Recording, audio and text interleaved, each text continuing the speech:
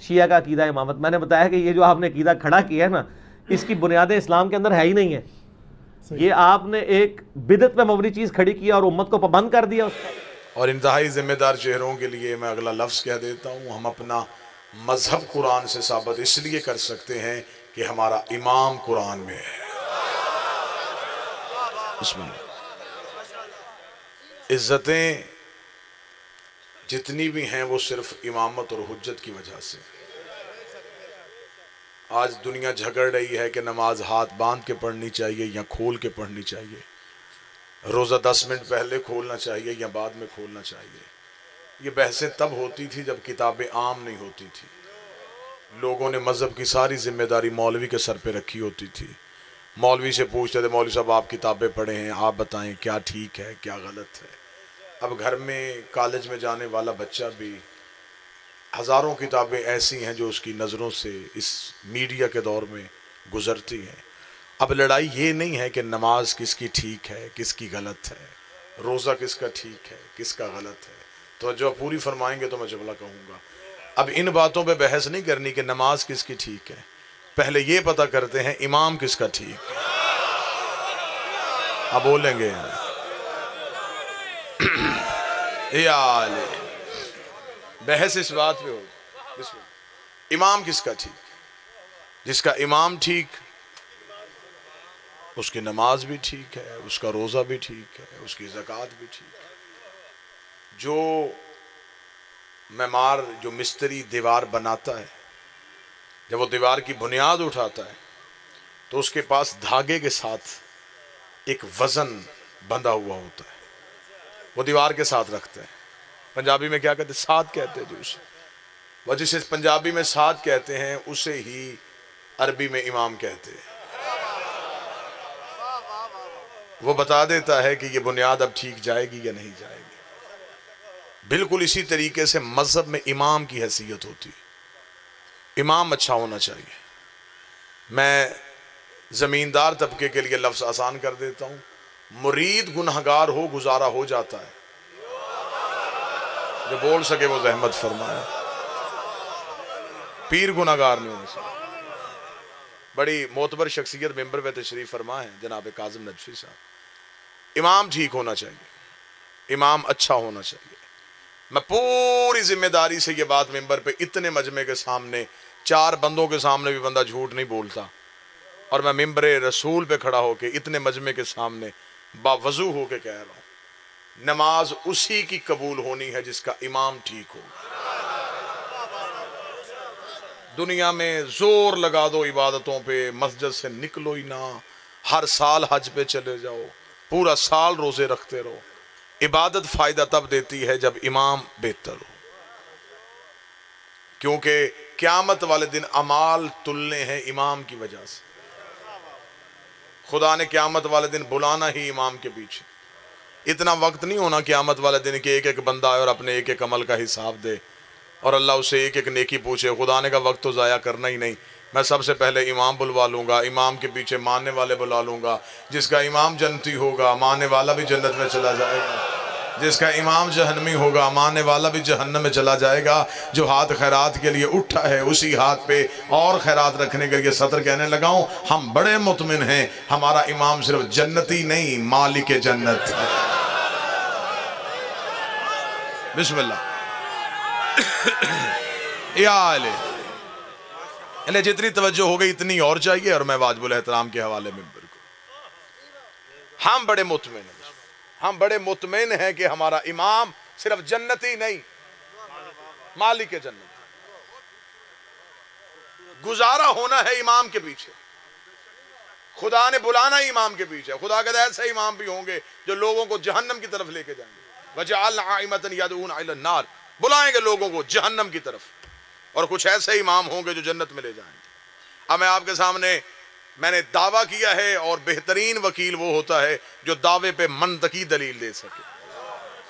دعویٰ میں نے ممبر پہ کیا ہے کہ عبادتیں کم بھی ہو جائیں، امام اچھا ہو گزارا ہو جائے گا. عبادتوں کا ڈھیر لگا ہو اور امام اچھا نہ ہو، عبادت دیکھی نہیں جائے گی. امام اچھا ہو گناہگار پار ہو سکتے ہیں، اور اگر امام برا ہو तहज्जुद गुजार भी जहन्नम में चला जाएगा। अब मैं कुरान से बता देता हूं कि अल्लाह ने कुरान में बताया है कि दो इमाम आधी रात को घर से निकले, एक हक का इमाम और एक बातिल का इमाम। हक के इमाम का नाम मूसा था, बातिल के इमाम का नाम फिरौन था। आगे मूसा था, पीछे मूसा की कौम थी, पीछे ताकुब में फिरौन था, पीछे फिरौन का लश्कर था। मूसा ने मुट्ठी भर बंदे मुसलमान किए थे, वो मूसा के पीछे जा रहे थे, पीछे फिरौन लश्कर लेके मूसा का पीछा करता जा रहा था। तफसीर कुरान कहती सामने आ गया दरिया, डर गई मूसा की कौम, उन्होंने कहा मरवा दिया तूने मूसा, आगे भी मौत है पीछे भी मौत है, आगे जाएंगे तो दरिया में मरेंगे, पीछे जाएंगे तो फिरौन से मरेंगे, अब बता क्या करना है। अब कौम ने एतमाद किया हुज्जत पे, कौम ने एतबार किया इमाम पे। कौम ने ये नहीं कहा कि हम भाग जाएं, उन्होंने इमाम से पूछा। जो इमाम के तवक्कल पे रहे वो पार चला जाता है, जो इमाम पे एतमाद कर ले वो पार चला जाता है। कौम ने इमाम पे एतमाद कर लिया, कौम ने इमाम पे तवक्कल कर लिया। उसने कहा मूसा अब हमें रास्ता बता, हमने जाना किधर है। मूसा ने मुंह आसमान की तरफ किया, क्योंकि कौम का राब्ता हुज्जत से होता है, हुज्जत का राब्ता खुदा से होता है। मूसा ने कहा मेरे अल्लाह क्या करना है। फरमाया तेरे हाथ में इस असा है, इसी असा को दरिया में मार। असा का दरिया में मारना था। कुरान की तफसीरें कहती रास्ता बन गया, रास्ता बनना था। पीछे कबीले 12 थे, कौमें 12 थी। हर एक कबीले ने दूसरे का गिरेबान पकड़ा, पहले हम गुजरेंगे, दूसरे का पहले हम गुजरेंगे, तीसरे का पहले हम गुजरेंगे। मूसा ने कहा मेरे अल्लाह लाडली कौम है, पकी पकाई अरश से आती है, घर में ये खाना पकाते नहीं है, मनो सलवा ये खाते हैं। रास्ता तूने एक बना दिया, कबीले मेरे पीछे 12 है। आवाज़ मूसा परेशान क्यों होता है। दोबारा असा को दरिया में मार। तफसीर कुरान कहती मूसा ने दोबारा असा को दरिया में मारा, रास्ते बन गए 12, रास्ते बन गए 12। मजमा चुप रहे या बोल पड़े, न 3 बने न 13 बने, क्योंकि हदायत के रास्ते होते ही 12 है, नजात के रास्ते होते ही 12 है। मूसा अपनी कौम को लेकर उन रास्तों से बाहर चला गया। अब मौलवी मेरी आंख में आंख डाल के मुझे सिर्फ इतना बताए कि अल्लाह ने एक मासूम को इतनी ताकत दी है कि वो 12 रास्तों से कौम पार करवा देता है। 12 मासूमों में इतनी ताकत नहीं कि वो एक कौम को पार करवा। सारे बोला मिल गया हैदरी। बिस्मिल्लाह से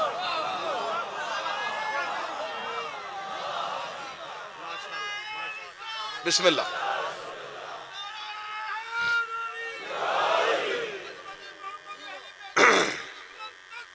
अल्लाहुम्मा सल्ली अला मुहम्मद व आले मुहम्मद। बिस्मिल्लाह। आप जी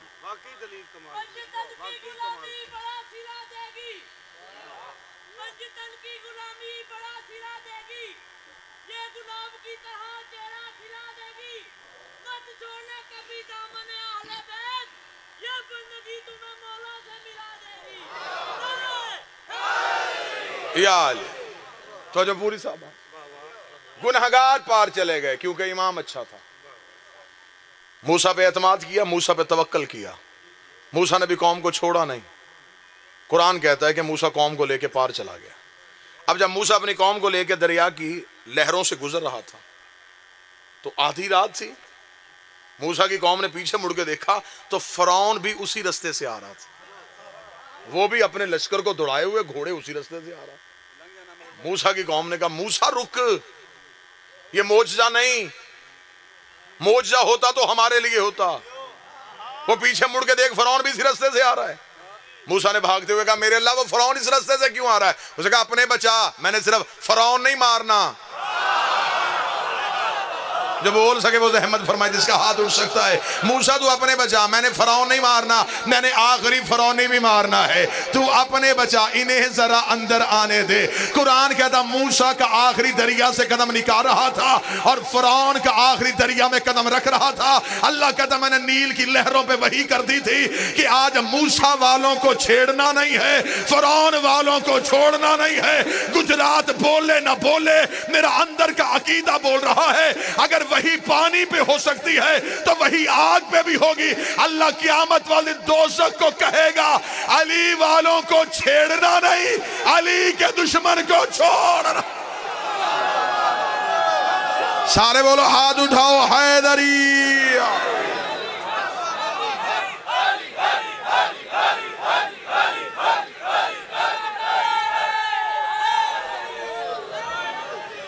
फिरौन वाले सारे गर्क, उनका इमाम अच्छा नहीं था, मूसा वालों का इमाम अच्छा था। कुरान में लिखा हुआ है अहले इल्म शख्सियात मिंबर पे तशरीफ फरमाए। मूसा के पीछे सामरी जादूगर था, اور وہ پار چلا گیا. ویسے وہ موسیٰ کا موتقد نہیں تھا, فرعون کے دربار کا سرکاری جادوگر تھا. جب موسیٰ نے اپنے بندے نکالے نا دریا سے, تو رات اندھیری تھی, موسیٰ نے اپنے بندے پورے کرنے شروع کیے. اب وہ ہزاروں میں تو تھے ہی نہیں, مٹھی بھر تو بندے تھے. موسیٰ نے کہا کہ دیکھو بندے ٹھیک ہے, بندے سارے آ گئے. موسیٰ بندے دیکھ رہا ہے اور ایک اپنا چہرہ چھپا رہا ہے. موسیٰ نے کہا یہ کون ہے؟ موسیٰ کے معنی وہ سامری جادوگر. موسیٰ کو سامری تو پار کیسے آ گیا؟ اب میں صرف سطر پڑھوں گا اور مجھے مجمع کے چہروں کا اندازہ کرنا ہے. سامری تو پار کیسے آ گیا؟ اسے ڈرتے ڈرتے کہا موسیٰ میں نے آخری وقت میں امام تبدیل کر لیا تھا. ہائے ہائے, میں نے آخری لمحے میں آ کے, بسم اللہ بھائی علی بھائی, میں نے آخری لمحے میں آ کے امام تبدیل کر لیا. مجھے پتا چل گیا تھا کہ بچانا تو نہیں ہے, بچائے گا تو ہی. یہ سامری بچا کے اسے, توجہ آپ نے میری طرف کرنی ہے. میرے بعد جنہوں نے پڑھنا ہے وہ ممبر پہ تشریف فرما ہے, واجب الاحترام شخصیات ہیں. بس اپنے حصے کا ایک ہی ذکر کا سجدہ اور ایک جملہ فضیلت کا, ایک جملہ مصیبت کا پڑھ کے آپ سے اجازت. وہی سامری جسے موسیٰ بچا کے لایا تھا, اسی سامری نے پھر وہ بچڑا بنایا تھا جس کی اس نے پوجا کروائی تھی. موسیٰ کوہ طور پہ گئے, واپس آئے, ہارون سے کہا امت کہاں؟ اس نے کہا کون سی امت؟ اس نے کہا مٹھی بھر بندے مسلمان کیے تھے, کدھر گئے؟ اس نے کہا سارے لے گیا وہ جسے بچا کے لائے تھے. یہ شروع سے عادت ہے, جنہیں بچایا جاتا ہے وہی مقابلے پہ آ جاتے ہیں. یہ عادت بڑی پرانی ہے. بسم اللہ. کل جنہیں بچایا تھا انہوں نے کہا وہ جسے بچا کے لایا تھا نا, وہ اس نے ایک بچڑا بنایا اور اس بچڑے کو سجدہ کرواتا ہے. موسیٰ جلال والا نبی تھا, جتنا اللہ کا جلال والا یہ نبی تھا, جلال والا نبی تھا. اور موسیٰ سامری کے گھر کی طرف دوڑے, سامری کو داڑھی سے پکڑ کے باہر نکالا. موسیٰ کہاں ہے وہ گوشالہ جس کی تو پوجا کرواتا ہے, کہاں ہے وہ بچڑا؟ کیونکہ قوم نے بتا دیا تھا کہ وہ صرف بچڑا ہی نہیں, سامری اشارہ کرتا ہے, وہ بولتا ہے. تو لوگوں نے فوراً سجدہ کر دیا. اس نے کہا موسیٰ کا اللہ تو نہ ہم سے بولتا ہے نہ نظر آتا ہے, یہ سامنے بول بھی رہا ہے, نظر بھی آ رہا ہے, بجائے اسے سجدہ کرنے کے اسے کرتے ہیں. موسیٰ نے کہا تو ہٹ, بچڑا لا, وہ اسے لا جس کی تو پوجا کروا رہا ہے. وہ اس نے کپڑے شپڑے میں لپیٹا ہوا تھا, ڈرتا ڈرتا. وہ موسیٰ جلال والا تھا, اسے پتا تو تھا موسیٰ کے غصے کی حالت. وہ آیا, اس نے آگے کپڑا ہٹا کے اس نے کہا جی یہ ہے, اس کی پوجا ہو رہی. موسیٰ نے کہا نہیں ایسے نہیں, اسے بلا, بلا, میرے سامنے بلا. موسیٰ نے یہ دعویٰ کیوں کیا؟ موسیٰ کو خبر تھی کہ اگر یہ جادو سے بولتا ہے تو جادو نبی کے سامنے نہیں ہوتا, نبی کے سامنے جادو نہیں ہو سکتا, کیونکہ جادو ہوتا ہے دیکھنے والے کی نظروں پہ. موسیٰ نے کہا میری نظر پہ تو جادو کا اثر نہیں ہوگا. موسیٰ نے کہا اسے بلا. اس نے کہا موسیٰ اس نے بول لینا ہے. موسیٰ نے کہا تو بلا, میں دیکھنا چاہتا ہوں یہ بولتا کیسے. اس نے اشارہ کیا, وہ بول پڑا. وہ بولا تو قرآن نے پورا واقعہ کوٹ کیا. قرآن کہتا موسیٰ اس کے قریب بیٹھ گئے, انگشت بدندہ ہوئے, حیرت کی انگلی کو منہ میں دبایا. فما خطبکم یا سامری, سامری صرف بتا یہ تیرے کہنے پہ بولا کیسے.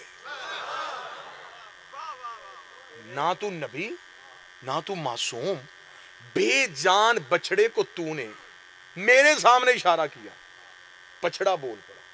صرف بتا دے کہ کیسے بولا, وجہ بتا دے ورنہ میں تیرا سر تن سے جدا کروں, وجہ بتا یہ کیسے بولا. سامری نے قدموں پہ ہاتھ رکھے. اس نے کہا اللہ کا نبی بتاؤں گا سچ, یہ کیسے بولتا ہے میرے کہنے پہ. اب وہ جو بات سامری نے کہی اللہ نے قرآن میں لکھی ہوئی ہے پوری, تاکہ قیامت تک دنیا کو حجت کے اختیار کا اندازہ ہو سکے. خدا کو پتا تھا کہ 1400 سال کے بعد بھی کون کون بندے آنے والے ہیں. خدا نے پورے واقعے کو نظر حسین اس میں کوڈ کر دیا. سامری سے موسیٰ نے کہا بتا یہ تیرے کہنے پہ بولا کیسے. اس نے کہا چل. سامری نے کہا میں موسیٰ بتا دیتا ہوں. موسیٰ تجھے یاد ہے جب دریا میں تو نے رستہ بنایا تھا؟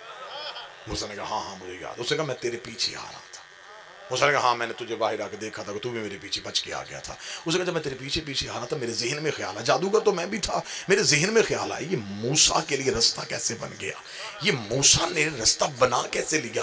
میں بھاگتا بھی آ رہا تھا, سوچتا بھی آ رہا تھا, بھاگتا بھی آ رہا تھا. میں نے بھاگتے بھاگتے تیرے آگے دیکھا تو موسیٰ تیرے آگے بھی گھوڑے پہ کوئی جا رہا تھا. تیرے آگے بھی گھوڑے پہ کوئی جا رہا تھا. شیعہ سنی حال, میں نے قرآن پڑھا, تیرے آگے گھوڑے پہ جا رہا تھا. وہ گھوڑا جہاں سے سم اٹھاتا تھا بنجر زمین سبزہ دے رہی تھی, وہاں سے نور نکل رہا تھا. وہ کہتا پھر میں تیرے پیچھے سے ہٹ گیا, میں اس گھوڑے کے قریب گیا, اس نے اپنا سم اٹھایا, میں نے نیچے سے تھوڑی سی مٹی ہٹائی, میں نے اپنی جیب میں چھپا لی. یہ وہی مٹی ہے جو میں نے بچڑے میں ڈالی. اور بچڑے نے بولنا شروع کر دیا. اب آؤ شیعہ سنیوں سے پوچھیں یہ موسیٰ کی آگے کون تھا. پہلے شیعوں نے کہا یہ وہی تھا جو نبیوں کا حاجت روا ہوتا ہے, جو نبیوں کا مشکل کشا ہوتا ہے. اہل سنت نے کہا نہیں نہیں, یہ حضرت علی نہیں تھے بلکہ یہ حضرت جبریل تھے جو اللہ کے حکم سے موسیٰ کو رستہ دکھا رہے تھے. چل میں مان لیتا ہوں یہ جبریل تھے. مجھے بتا جبریل ہے کون. جبریل ہے علی کا شاگرد, جبریل ہے حسنین کا درزی, جبریل ہے بطول کا نوکر, اور جس کے نوکر کے گھوڑے کے سم میں اتنی طاقت ہے اس کے بیٹے کے ذوالجناح میں کتنی.